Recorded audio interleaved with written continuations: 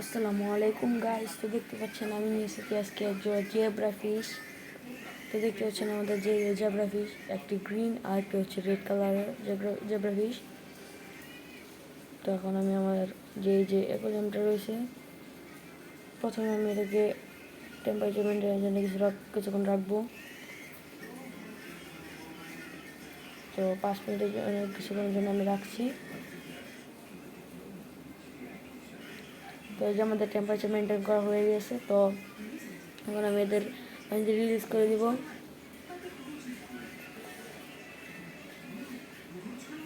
প্রথমে বের করে নিব। বের করে নেওয়ার পরে আমি এটা মানে উপরে রাবারটা খুলে নেব প্যাকেটটা। আর অনেকক্ষণ ধরে যেহেতু এর ভিতরে আছে, তো অক্সিজেন শেষ হয়ে যেতে পারে। প্রথমে আমি এটা খুলে নিচ্ছি।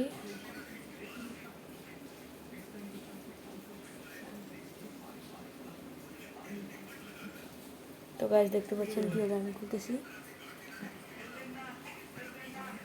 এখন আমি এটা রিলিজ করে দেবো এটাতে। তো আমি এটা রিলিজ করে দিয়েছি, দেখতে পাচ্ছেন গাইস